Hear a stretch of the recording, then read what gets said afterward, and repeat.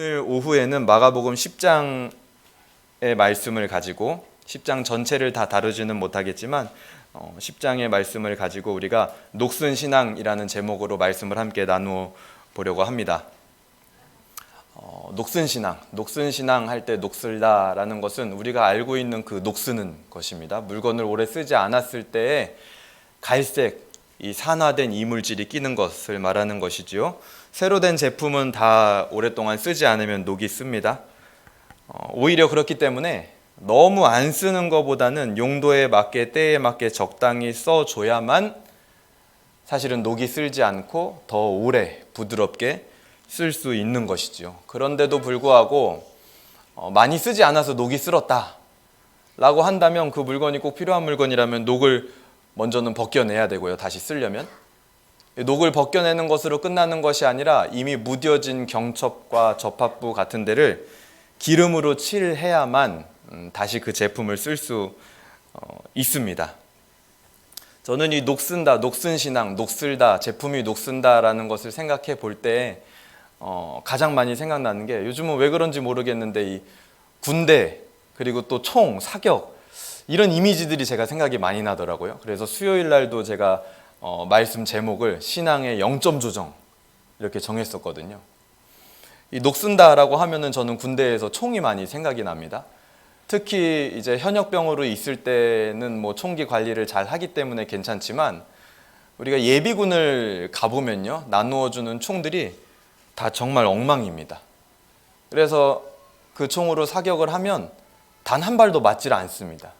그래서 0점 조정을 해야 되는데요, 그 0점 조정을 하기 위해서 내가 보는 것과 총알이 떨어지는 곳을 일자로 맞추기 위해서 이 가늠자라는 것을 조정을 합니다. 내가 보는 이 가늠자를 조정을 하는 것이죠. 근데 요게요, 조정할 때 녹이 쓸어 있으면 그렇게 하나하나 옮기는데 굉장히 힘이 듭니다. 그래가지고 뭐 예비군이야 오래 있는 것도 아니고 길어야 2박 3일 잠깐 몇 시간 있다 오는 거니까 그냥 대충 안 맞추고 끝나는 경우들도 많이 있습니다.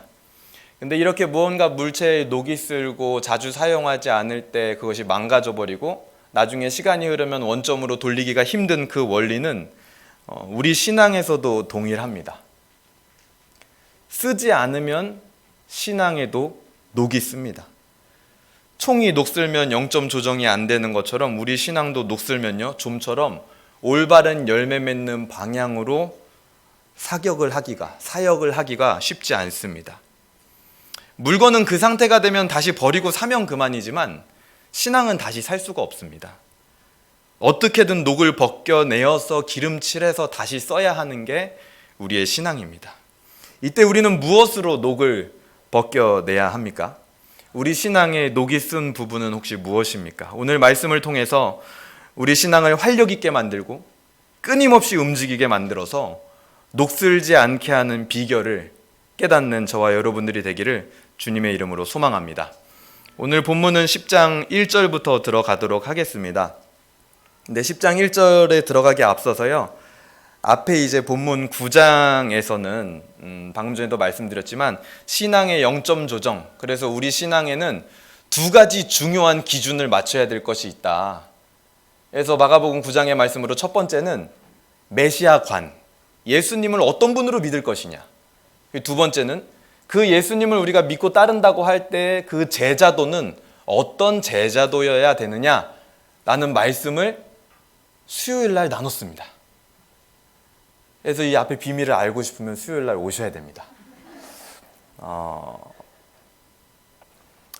근데 그 중에 이제 두 번째, 그 예수님을 따르는 제자도가 어떤 제자도여야 되느냐라고 했을 때 그 제자도의 중심은요, 마가복음 9장에 의하면 가장 핵심이 화목입니다. 화목. 그 기준이 화목에 있는 것입니다. 먼저 그 화목은요, 제자와 세상 사이의 화목이 아닙니다. 제자들 사이에 너희 간에 일단 먼저 다투지 말고 화목해라. 예수님은 말씀해 주셨고요. 그리고 이 세상을 향하여서 혹은 너희 공동체에서 약자들을 향하여 반드시 화목해라. 그래서 그 화목이 나타나야 함을 예수님은 말씀해 주셨습니다. 그래서 마가복음 9장은 마지막이요, 약자의 이야기로 끝납니다. 그래서 나를 믿는 자 중에 작은 자 한 사람을 실족해 하는 것은 차라리 연자맷돌 메고 바다에 빠져 죽는 게 낫다라고 하면서 약자의 이야기를 하면서 마가복음 9장이 맞춰지게 되는데요. 그리고 나서 이제 오늘 본문이 시작되는데, 오늘 본문도 역시 읽을 때 이 약자에 너희가 화목해야 되고 약자를 섬겨야 되고 약자를 존귀히 여겨야 된다라는 그 맥락으로 오늘 본문은 읽어야 되는 것입니다. 10장으로 들어가 보도록 하겠습니다. 1절에서 12절까지는 이혼에 관한 이야기가 나오는데요. 근데 이것을 단순히 우리가 예수님께서 이혼을 금지하셨다 라는 문자적인 구절로 봐도 우리 신앙에 매우 유익이 있습니다. 근데 하지만 오늘 본문에서 궁극적으로 말하고자 하는 것이 무엇이냐라고 했을 때 이혼 금지에 나타나는 약자 보호 정신입니다. 왜냐하면 이건 배경을 조금만 알면은 금방 이해를 할 수가 있는데요. 좀 본문에 들어가기 전에 배경 얘기를 좀 해드리겠습니다. 이혼 금지가 왜 약자 보호이냐? 당시 1세기 유대 사회에서 이혼이라는 것을 이야기할 때 그 권리가 온전히 누구에게 있었냐면요, 남편에게 있었습니다. 실제 요세푸스의 기록을 보면 당시 유대법에는 여인들이 남편을 이혼시킬 수는 없었지만 남편은요, 이혼 증서만 자기가 마음대로 써주면 언제든지 자기 아내를 이혼시킬 수 있었습니다. 그리고 그 이혼 증서는요, 무슨 오늘날 우리처럼 뭐 변호사 공증을 받고 법원 공증을 받아야 되는 게 아니라 자기가 그냥 종이에다 쓰면 됩니다. 그리고 남편 사인이 들어가면 얼마든지 이혼이 가능한 것이죠. 직접 쓰고 날짜도 적고 거기에다가 이제 두 증인, 나랑 마음이 맞는 친구 2명만 사인을 해주면 효력이 있었습니다. 그래서 남편에게는 이 이혼이라는 것이 매우 쉬운 것이었습니다. 근데 반대로 아내가 그럼 이혼을 하려면 어떻게 해야 되냐? 여자가 이혼을 하고 싶은 경우에는 개인적으로든 법정을 통해서든 결국 최종 승인자가 누구냐? 남편의 허락이 필요합니다. 남편이 이혼해 주도록 허락을 해줘야, 남편 사인이 들어가야 여자가 이혼이 최종적으로 되는 것입니다. 그래서 사실상 이혼의 권리가 여자에게는 없었습니다. 당시 유대 사회에서는요.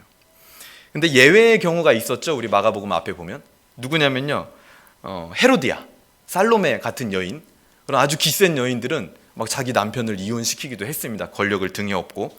근데 하지만 그것은 굉장히 예외적인 경우였다라는 것이죠.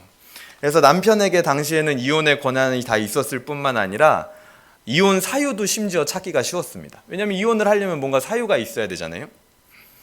신명기 24장 1절에 보면 너희들이 만약에 이혼을 하려면 아내가 합당하지 않은 짓을 했을 때, 합당하지 않은 것을 했을 때 이혼해도 된다, 이렇게 얘기합니다. 그래서 그것을 어떤 유대인 학자는 행실이 나쁘거나 성적인 부정을 저질렀을 때에 그것이 해당하는 것이다, 그 말씀은. 그렇게 해석하는 사람들도 있었지만 당시에 유대 3대 학파 중에 하나인 힐렐 학파, 유대 3대 학파입니다. 권위가 있는 것이죠. 힐렐 학파는요, 요리를 망치는 것도 이런 합당하지 않은 것에 해당한다라고 성경을 해석했습니다. 요리를 망치면 이혼 사유가 됩니다. 와, 엄청나죠? 더 재밌는 게 많은데요, 빵을 태우는 것도 이혼 사유입니다. 아침에 일어났는데 빵을 딱 태웠습니다. 그럼 바로 이혼, 그냥 마음에 안 들면. 그리고 다른 남자와 이야기하는 거, 또 이혼 사유. 그리고 부모를 면전에서 저주하는 거. 예를 들어서 뭐 시댁이 좀 마음에 안 들다고 남편 앞에서 왜 그러셨어? 이러면 바로 이혼 사유입니다. 또 하나 있는데 뭔지 아세요? 길거리를 배회하는 거. 결혼한 여자가 감히 길거리를 막 자기 마음대로 남편 허락도 안 받고 돌아다니면 너 그런 짓을 했어? 바로 이혼 사유가 됩니다. 그러니까 사실상 요세푸스에 의하면 유대인 남편들은요, 원하면 어떤 이유든지 간에 이혼을 할 수 있었던 것입니다. 그래서 당시 이런 배경은 이혼의 권한을 남편들이 가졌을 뿐만 아니라 얼마든지 그것이 남용되어지는 사회적 배경을 가지고 있었음을 보여주고 있는 것이죠. 이런 사회에서 여인들은요, 절대적인 약자입니다. 이혼을 금지하는 예수님의 가르침은 그렇기 때문에 단순한 이혼 금지를 넘어서 약자를 보호하기 위한 것으로 우리는 볼 수 있어야 한다는 것이죠. 이때 이혼을 금지하는 예수님의 가르침은 약자를 보호하는 것일 뿐 아니라 조금 더 나아가서 당시 유대인들의 사상, 구약 성경에 명확하게 이혼하지 말라는 얘기는 없으니까 우리는 얼마든지 이혼해도 돼 라는 그들의 전통과 사상을 완전히 뒤엎는 가르침이었습니다. 왜요? 예수님은 너무 명확하게 이혼해서는 안 된다라고 가르쳤기 때문이죠. 이런 배경을 가지고 오늘 본문을 들어가게 됩니다. 1절을 보도록 하겠습니다. 10장 1절입니다. 예수께서 거기서 떠나 유대 지경과 요단강 건너편으로 가시니 무리가 다시 모여들거늘 예수께서 다시 전례대로 가르치시더니 바리새인들이 예수께 나와 그를 시험하여 묻되 사람이 아내를 버리는 것이 옳으니까 이혼하는 것이 옳습니까? 라고 지금 질문을 던진 거죠. 근데 하지만 이 질문은 악의를 가진 질문입니다. 악의입니다. 악의. 바리새인들의 이혼에 관한 질문은 예수님을 시험하기 위해서다 이렇게 나옵니다. 우리 오전에도 이 시험에 대해서 템테이션과 테스트가 다르다라고 배웠는데요. 여기서 말하는 시험은 템테이션, 헬라어로 페이라조라고 합니다. 페이라조. 그래서 이 시험이라는 것은요, 대부분 다른 어떤 용어랑 쓰이는지 조사를 해보면요, 다 안 좋은 의도, 나쁜 의도를 원할 때 이 시험이라는 단어를 사용하게 됩니다. 사탄이 예수님을 시험했다 할 때도 그 단어가 쓰이고요. 바리새인들이 악한 의도를 가지고 하늘로부터 오는 표적을 한번 보여줘 보세요 할 때도 그 시험을 사용하고요. 가이사에게 세금을 내는 게 옳습니까? 안 내는 게 옳습니까? 라고 예수님을 올무에 빠뜨리기 위한 어떤 그런 질문을 할 때도 이 시험이라는 단어를 사용합니다. 그래서 어떤 대답을 해도 함정에 빠지게 되는 질문이죠. 예를 들면 세금 문제를 이야기해 볼까요? 세금에 반대하면 세금 안 내도 된다, 세금 내면 안 된다, 다 하나님 거다라고 얘기하면 가이사에게 바로 고소하겠죠. 근데 가이사에게 만약에 세금 내는 것이 옳다, 너희가 내야 된다라고 찬성을 하면 친로마파로 몰아가지고 백성들에게 인기를 떨어져 버리게 할 수 있는 겁니다. 어느 쪽으로 가든 함정에 빠지게 되는 질문이죠. 이혼도 마찬가지입니다. 오늘 질문한 이혼도요. 예수님께서 만약에 허용된다 라고 얘기를 하면 헤롯의 이혼과 재혼을 두고 지적해서 죽임당했던 그 세례 요한을 부정하게 되는 행위입니다. 그래서 그 세례 요한을 부정하게 되면 유대인들의 인기를 잃게 되는 거죠. 유대인들로부터 오던 인기를요. 근데 만약에 이혼이 허용 안 된다라고 하면은요, 당시 사회적 배경, 아까 얘기했던 그 배경에 의하면 구약에 반대하는 입장으로 몰리거나 아니면 세례 요한과 같은 입장이므로 헤롯에게 엄청난 박해를 받게 되겠죠. 그래서 바리새인들은 이런 악한 의도를 가지고 노리며 시험하며 예수님께 질문을 한 겁니다. 그 뒤에 이제 3절에서 4절까지는 예수님의 답변이 나오는데요. 이 예수님의 답변이 너무나 기가 막힙니다. 3절입니다. 대답하여 이르되 모세가 어떻게 너희에게 명하였느냐? 이르되 모세는 이혼 증서를 써주어 버리기를 허락하였나이다. 구약에서 이혼을 허용하고 있다라는 것은 예수님도 알고요, 바리새인들, 유대인들도 잘 알고 있는 사실이었습니다. 근데 하지만 이것은 이혼을 명령하거나 조장하는 것이 아니라 단지 허용하는 겁니다. 조장하는 게 아니라는 거죠. 이혼 증서에는요, 어떤 내용이 들어가냐면요, 여인이 누구에게든지 자유롭게 시집을 갈 수 있습니다. 이제 이혼했으니까요. 그런 내용이 적혀 있습니다. 근데 그것이 없으면은 그 여자는요, 평생 버려져서 재혼을 할 수가 없습니다. 그렇기 때문에 이혼 증서는 이혼 당하는 여인을 보호하는 제도였다라는 것이죠. 구약 성경에서도요. 구약에서 금하는 것은 이혼 후 재혼하여 살던 아내를 다시 내가 이제 마음이 바뀌어가지고 또 데려오고 싶다, 그것을 반대하고 금했던 것이죠. 그래서 한 번 버린 아내는 다시 두 번 다시 데려올 수 없다 라고 제도를 마련하면서, 그러므로 이혼할 때 신중하게 해야 된다, 절대 함부로 해서는 안 된다 라는 가르침을 구약에서도 가르치고 그런 장치가 있었다라는 것입니다. 한마디로 구약 성경은 이혼을 허용하긴 하지만 명령한 것은 아니고 오히려 그 이혼 당하는 여인을 보호하는 장치를 구약 성경에는 담고 있다라는 겁니다. 우리는 웨스트민스터 신앙고백서 5장 섭리에서도 배웠습니다. 신자의 마음이 부패한 대로 하나님이 흘러가도록 허용해 두실 때가 있다, 그렇게 배웠습니다. 근데 하지만 그렇다고 해서 하나님이 죄의 조성자나 죄 만드신 분은 아닌 거죠. 그냥 허용해 두시는 거죠. 그 부패한 마음대로 흘러가는 것을. 그리고 분명하게 그 뒤에 뭐라고 나왔죠? 각 시대, 여러 시대마다 지혜롭고 효과적으로 제한하신다, 그렇게 이야기했습니다. 악이 활개치게 허용할 때가 있는 것처럼 명하는 것과 기뻐하는 것과 허용하는 것은 엄연히 다르다라는 겁니다. 그래서 구약 성경에서 이혼을 약간 허용하는 뉘앙스로 써 있다 하더라도 그것이 하나님의 명령과 기뻐하는 것은 아니었다라는 겁니다. 마구잡이로 이혼해도 돼 이런 건 아니었다라는 것이죠.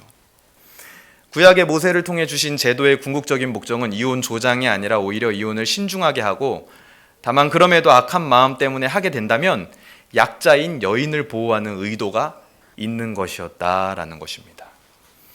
그리고 나서 5절에서 9절까지는 예수님께서 조금 더 자세하게 구약 성경을 해석을 해주시는데요. 5절을 볼까요? 예수께서 그들에게 이르시되 너희 마음이 완악함으로 말미암아 이 명령을 기록하였거니와. 모세를 통해 주신 이혼에 관한 법은 완악한 인간들의 죄악을 범하는 것을 방지하기 위한 장치였다라는 것이죠.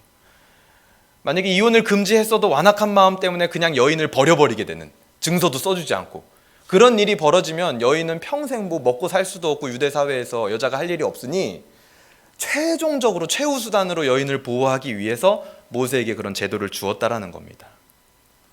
그리고 6절에서 9절까지 계속해서 예수님은 이 이혼에 대해서 구약을 가지고 해석을 해주시는데요. 6절입니다. 창조 때로부터 사람을 남자와 여자로 지으셨으니 이러므로 그 사람이 그 부모를 떠나서 그 둘이 한 몸이 될지니라. 이러한즉 이제 둘이 아니요 한 몸이니 그러므로 하나님이 짝지어 주신 것을 사람이 나누지 못할지니라 하시더라. 추구해야 할 이상적인 목표는 바로 창조 질서에 담겨 있었다라는 겁니다. 창세기 2장 24절에 있는 원리로 이혼에 관한 가르침을 해석해내는 것이죠. 성경을 가지고 성경을 해석하는 것이죠. 하나님이 짝지은 것을 둘로 나누지 못한다. 하나님께서 남자와 여자를 만드시고 이 둘이 결합하여 한 육체가 된다라고 성경은 가르칩니다.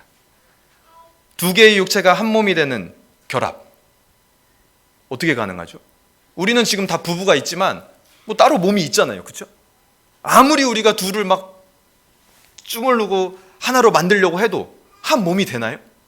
되어지지 않죠. 그것을 이제 영적으로 하나 되었다라고 해석을 한다면 가능할지도 모르겠지만 그냥 있는 그대로 두 육체가 하나가 되었다? 그것은 실제로는 우리의 경험상으로는 불가능한 일입니다. 근데 하지만 하나님의 말씀으로는 두 육체가 하나가 됐다라고 이야기를 하고 있다는 것이죠. 그것은 인간으로서는 불가능합니다. 두 육체가 하나가 되는 것은요. 그것은 하나님만이 하실 수 있는 일이다라는 겁니다.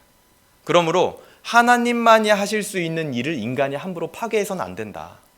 하나님이 하는 일을 인간이 갈라내서는 안 된다. 그리고 그것은 할 수도 없는 것이다 라고 예수님이 말씀하시는 것이죠.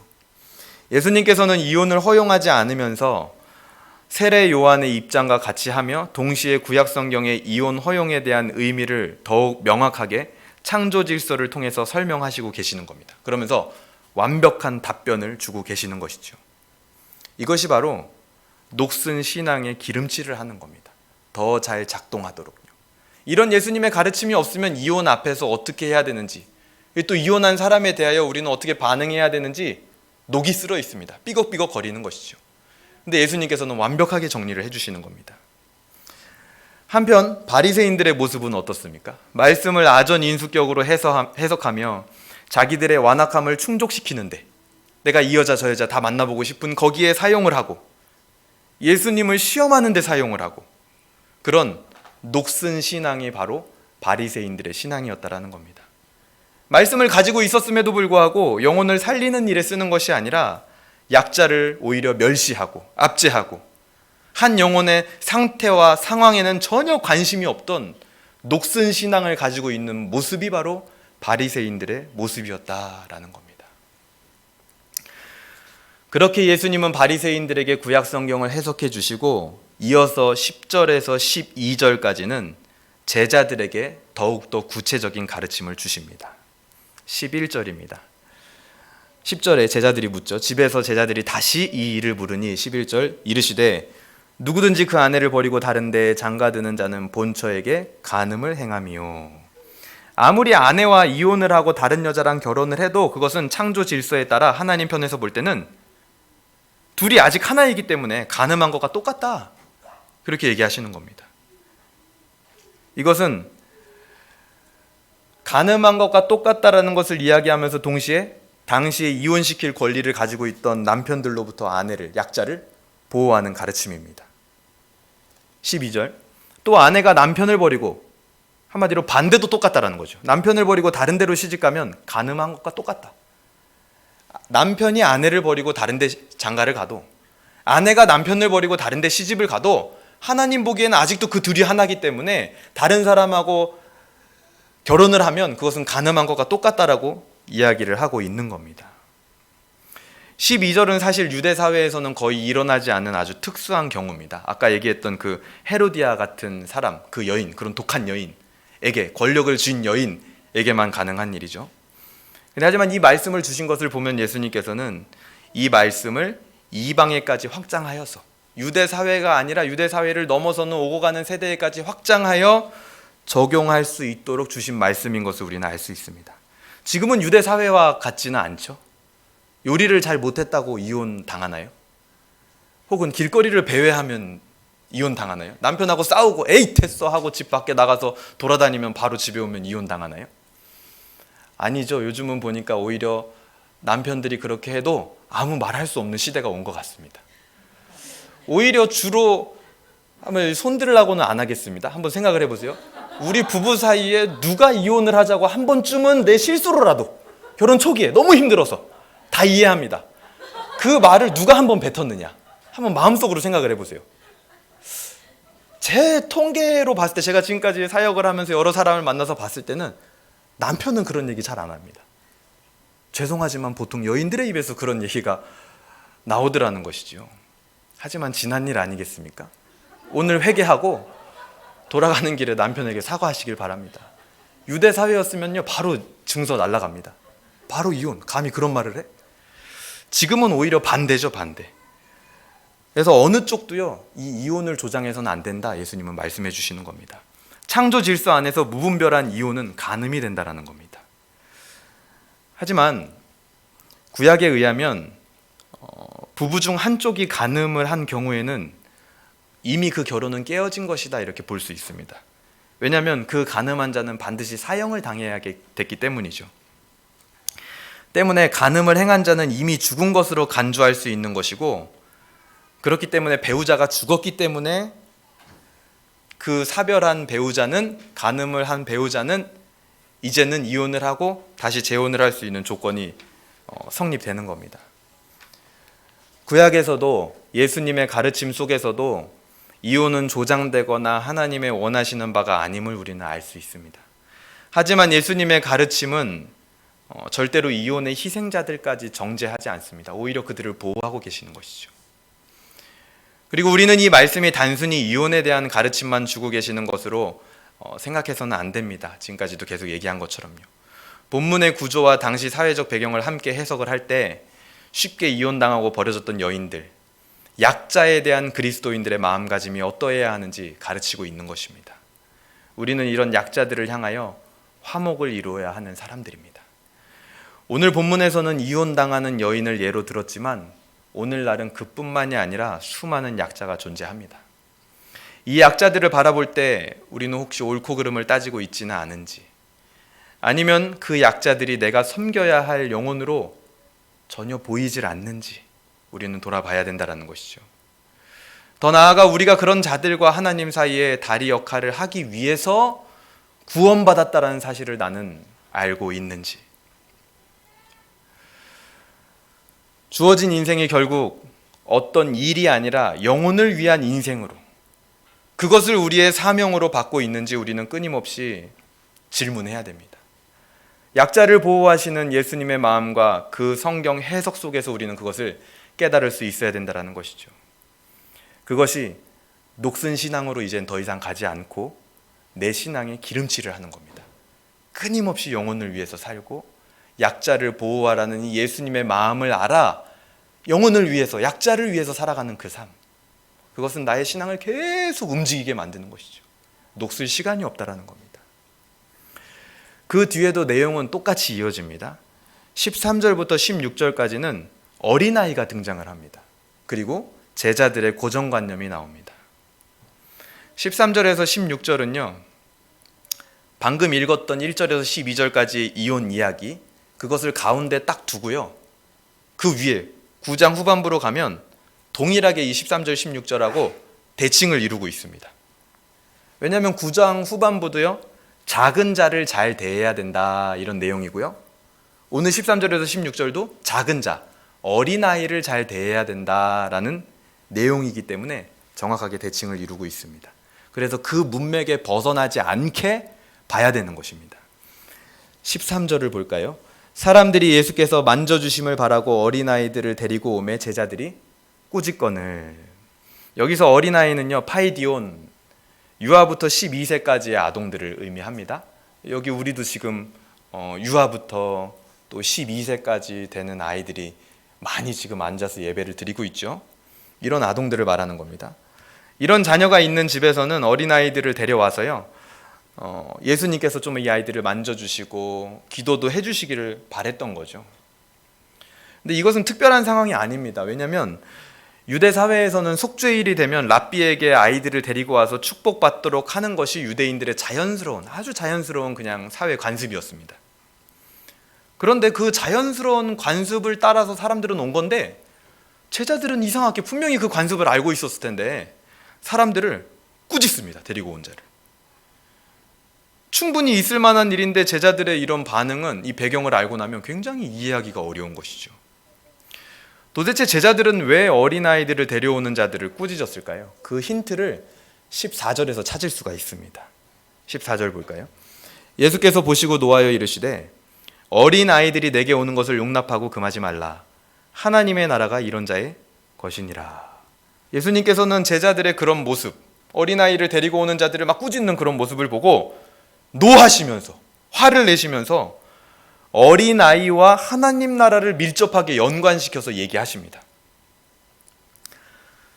즉 이 말은 모든 마음을 꿰뚫고 보고 계시는 예수님께서 지금 제자들의 그 모습을 보고 무언가 그 마음 안에 있는 것을 발견한 겁니다. 그래서 그것을 풀어주기 위해서, 해결해주기 위해서 어린아이와 하나님 나라를 지금 연관시켜서 얘기를 하는 것이죠. 제자들의 마음속에는 어린아이와 하나님 나라 사이에 관계가 전혀 없다라고 생각을 한 겁니다. 이런 생각은 제자들이 하나님의 나라를 어떻게 이해하고 있었는지 보여주는 장면입니다. 너무 명확하게. 여전히 제자들이 생각한 하나님의 나라는 그들이 가지고 있었던 메시아 사상, 군사적 메시아. 예수님이 지금은 이렇게 사람들을 끌고 다니지만 언젠가는 군사를 모아서 우리가 국방부 장관이 돼서 로마를 뒤집어 엎을 거다라는 군사적 메시아 사상. 그렇기 때문에 하나님의 나라는 전쟁 이후에 힘으로써 올 것이다 라는 그 생각이 제자들 안에 있었다라는 겁니다. 메시아가 전쟁을 통해서 하나님의 나라를 세운다면 그런 운동에는 어린아이가 지금 낄 틈은 없는 것이죠. 이제 곧 독립전쟁을 앞둔 상황 속에서 어린아이를 데리고 오는 사람들이, 제자들이 봤을 때는 얼마나 지금 철없는 짓, 지금 태평한 짓 하고 있네, 지금 로마하고 한판 붙어야 되는데, 그렇게 보였을 겁니다. 그러니까 제자들이 거침없이 꾸짖는 거죠. 제자들은 자신들의 이런 신념이 막 흔들리고 무언가 막 불안할 때 화내고 꾸짖는 모습을 자주 보입니다. 베드로도 그랬죠. 예수님이 군사적 메시아, 뭔가 힘을 가지고 로마를 전복할 줄 알았는데 고난받고 죽어서 부활할 것이다 라고 얘기하니까 심지어 베드로는요, 예수님까지도 막 꾸짖습니다. 마음이 불안해지니까요. 오늘도 마찬가지죠. 사람들을 막 꾸짖어 버리는 거예요. 자기들의 그 신념이 흔들리니까요. 그들이 보기에 예수님은 이제 곧 전쟁 영웅이 되실 분입니다. 군사적 영웅이 되실 분인 거죠. 그런 분께 어린아이를 데려오다니, 그들 나름대로는 어쩌면 이것이 아주 이기적이고 개인적인 행동이라고 생각했을 것입니다. 자기들도 독립전쟁 이후에 누가 한 자리 차지하냐, 누가 큰 사람이 될 것이냐, 이것을 예수님 몰래 막 논쟁을 했었거든요. 그런데 저 사람은 막 대놓고 자기 애를 데리고 와가지고 예수님한테 잘 보이게 하려고 하다니, 저 철없는 것 생각했을 것입니다. 신앙생활을 하면서 물론 때로는 우리가 분노해야 될 때도 있습니다. 옳지 못한 것에 대해서. 올바르지 못한 것을 바르게 지적해야 될 때도 있습니다. 하지만 문제는, 제자들도 그렇게 분노하고 지적했지만 문제는 오늘 제자들은 완전히 어긋난 방향으로 조준을 하고 사격을 해대고 있다는 것이 문제입니다. 아직도 신앙의 그 0점 조정이 안 된 거죠. 지금 올바른 메시아관이 없으니까 엉뚱한 데다 막 사격을 해대고 있는 겁니다.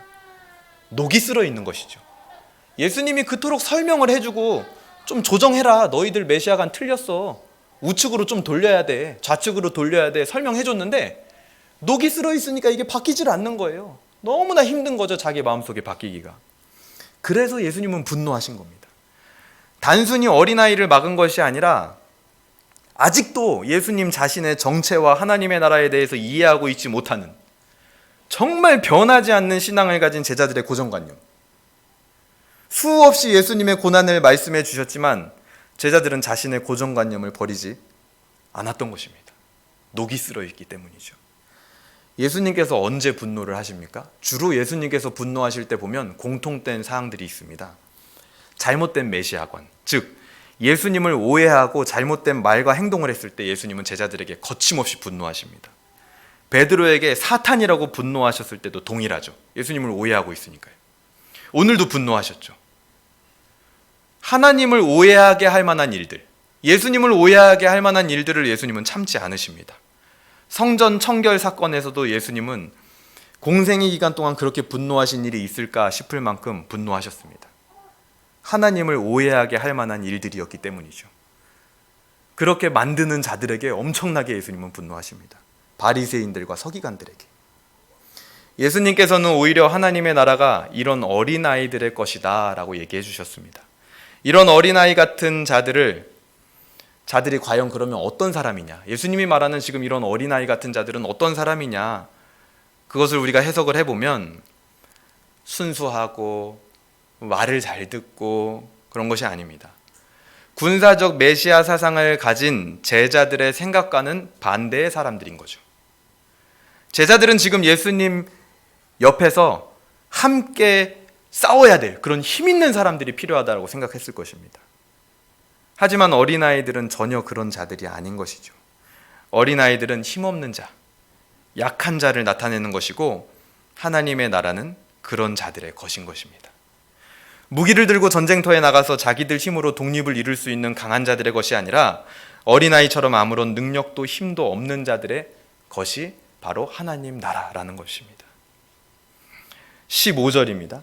내가 진실로 너희에게 이르노니 누구든지 하나님의 나라를 어린아이와 같이 받들지 않는 자는 결단코 그곳에 들어가지 못하리라 하시고, 여기서 어린아이와 같이 받들다, 데코마이라는 표현은요, 순종한다라는 뜻과 같습니다. 하나님의 뜻에 순종하는 자, 제자들처럼 고정관념으로 똘똘 뭉쳐서 힘으로 하나님의 나라가 이루어지는 것이야 라는 것이 아니라 고난과 부활을 통해 하나님의 나라는 임하는 것이야 라고 얘기했을 때 그것을 그냥 그대로 받고 순종하는 사람들, 그 사람들이 하나님의 나라에 들어간다는 것입니다. 자기의 고정관념을 부수고요. 내가 생각하는 방식과 전혀 다른 방식을 하나님께서 사용하신다고 해도 우리는 그 방법을 따를 수 있어야 합니다. 많은 사람들의 생각과 고정관념은 우리에게 때로는 안도감을 줍니다. 안정감을 줄 때가 있어요. 왜냐하면 많은 사람들이 다 그렇게 생각하니까요. 다들 그렇게 하니까 편안한 거죠. 근데 하지만 많은 사람의 생각과 하나님 한 분의 생각이 다르다면 옳은 것은 하나님 한 분의 생각입니다. 내가 원하는 방식이 아닐지라도 하나님의 뜻이라면 받아들여야 하는 것이죠. 그런 기름칠된 신앙이 아니고서는 하나님의 나라의 문은 그 사람에겐 열리지 않습니다. 16절입니다. 그 어린아이들을 안고 그들 위에 안수하시고 축복하시니라. 예수님은 그렇게 다가온 어린아이들, 약자들을 축복하셨습니다. 제자들에게는 분노했지만 어린아이들에게는 한없이 온유와 사랑으로 대하셨죠. 우리는 가장 먼저 문자적으로 이 어린아이를 대하신 예수님의 본을 잘 따라서 섬겨야 합니다. 특히 교회 안에서 이렇게 1차적으로 힘없고 약한 자들, 어린아이들이죠. 그들의 신앙 교육을 위해서 우리는 힘써야 하며 그것을 위해 헌신할, 약자들을 위해 살아갈 또 교사들이 필요합니다. 한 주간 직장 생활을 하고 내 자녀를 돌보기도 바빠 죽겠지만 주말을 반납하고 어린아이들의 신앙을 교육하는 데 바치며 예수님의 가르침을 따라 어린아이들을 영접하는, 가장 약한 자들을 영접하는 그 사랑의 불꽃이 되어야겠죠. 저는 그런 분들을 축복합니다. 지금도. 또한 여기서 말하는 어린아이는 누굽니까? 약자를 대변하는 상징이라고 말씀드렸죠. 그들이 예수님께 나오는 것을 제자들처럼 막아서는 안 되며 오히려 그들이 예수님 앞에, 하나님 앞에 올 수 있도록 권면하고 독려해야 됩니다. 사회적으로든 신앙적으로든 우리 주변에는 약자들이 많이 있습니다. 아까 이혼 당하는 여인과 똑같은 맥락인 거죠. 상황과 환경에 의해 예배에 나오지 못하는 신앙적 약자, 위기 때 인생의 갈림길에서 기도하지 못하는 신앙적 약자들을 우리는 예수님께 나올 수 있도록 도와야 됩니다. 그리고 그들을 보호할 수 있어야 됩니다. 우리의 책임인 것입니다. 또한 우리가 바로 이런 어린아이들과 같은 자들이 되어야 합니다. 그래서 하나님의 나라를 받을 수 있어야 됩니다. 녹슨 신앙이 되어서 고정관념을 도저히 버리지 못하고 0점 조정이 되지 않은 조준을 하며 엉뚱한 곳으로 사격을 하며 어린아이들을 막은 그런 제자들과 같아서는 예수님께서 우리에게 오히려 분노를 하실 것입니다. 그런 모습을 보고 세상 사람들은 예수님을 또 오해하겠죠. 세상적 권력과 힘은 없을지언정 오히려 그런 권력과 힘들은요, 우리에게 많이 있으면 있을수록 우리 신앙을 녹슬게 하는 경우가 많더라는 거죠. 그런 것들은 없어도 우리 신앙을 닦고 조이고 기름칠하며 우리는 하나님 나라를 받을 수 있어야 합니다. 그렇게 약자를 돌보는 모습이 우리 안에 있게 될 때에 세상은 우리를 보고 하나님을 오해하지 않고 하나님을 바로 보게 될 것입니다. 오늘 말씀을 정리하도록 하겠습니다. 오늘 예수님께서는 첫 번째, 이혼 금지를 통해 약자를 보호하는 정신을 설명해 주셨고요. 어린아이들을 통해서 하나님의 나라가 이런 약자들의 것임을 말씀해 주셨습니다. 이 가운데 혹시 우리의 모습이 제자들과 같이 좀처럼 조정되지 않는 그런 녹슨 신앙을 가진 모습은 없는지 우리가 돌아보게 됩니다. 말씀을 가지고요, 영혼을 살리는데 사용하지 않으면 그 신앙은 반드시 녹이 씁니다. 자신의 고정관념을 버리고 하나님의 방식을 받지 않으면 그 신앙은 반드시 녹이 씁니다. 이제는 얼마든지 약자를 돌볼 준비가 되어 있는 그런 기름칠된 신앙을 가지고 영혼들을 돌보기 위해 하나님의 방식을 기꺼이 순종함을 받들며 그것을 우리의 인생의 목적으로 삼기를 바랍니다. 우리는 어떤 일을 하기 위해서, 어떤 직장, 직업을 감당하기 위해서 태어난 사람들이 절대로 아닙니다. 그래서 결국 하나님의 나라에 들어가기에 적합한 저와 여러분들이 되기를 주님의 이름으로 소망합니다. 관련 구절 보도록 하겠습니다. 사사기 7장 2절입니다. 우리가 많이 아는 구절입니다. 사사기 7장 2절 같이 한번 읽어보도록 하겠습니다. 사사기 7장 2절 시작. 여호와께서 기드온에게 이르시되 너를 따르는 백성이 너무 많은즉 내가 그들의 손에 미디안 사람을 넘겨주지 아니하리니 이는 이스라엘이 나를 거슬러 스스로 자랑하기를 내 손이 나를 구원하였다 할까 함이니라. 이미 구약 때부터 하나님의 나라는요, 힘없는 약자들에게 주는 것이 하나님의 의도입니다. 의도. 그렇게 돼야만 되는 거예요. 예레미야서에서도 마찬가지 아닌가요? 포로로 끌려가는, 결국 하나님의 유업을 얻게 되는 자들, 예루살렘으로 돌아오는 자들이 누군가요? 포로로 끌려가는 힘없는 약자들이죠. 약자들. 그들이 결국 다리 역할을 하게 되는 겁니다. 나의 생각, 많은 사람들의 어떤 의견, 힘의 논리, 그것이 중요한 게 아니라 결국 하나님의 의도와 말씀을 받는 자가 되어야 한다는 것입니다. 그가 가장 약한 자이고 여호와의 규례를 지키는 자가 가장 겸손한 자이고 그가 숨김을 받게 되는 것이 이미 구약 성경 때부터 반복되어져 온 일입니다. 예수님은 반복되어져 온 일을 쉽게 그냥 다시 설명을 해주신 것뿐입니다. 당시 사회에 맞게. 누가복음 23장 46절에선 이렇게 얘기합니다. 예수께서 큰 소리로 불러 이르시되 아버지 내 영혼을 아버지 손에 부탁하나이다 하고 이 말씀을 하신 후 숨지시니라. 마지막 십자가 사건이죠. 가장 연약한 모습으로 연약한 사람들을 위하여 십자가에 달리신 예수님. 그것이 하나님의 나라의 주인된 자의 모습이었습니다. 우리가 받을 나라는요, 그 주인도 연약한 모습으로 가셨어요. 구원받기로 작정된 연약하고 어린아이와 같은 자들의 구원을 이루시기 위해 가장 연약한 모습으로 살아가신 예수님입니다. 그런 예수님의 십자가야말로 녹슬지 않고 기름이 철철 넘치는 신앙과 삶의 원형이다라는 것입니다.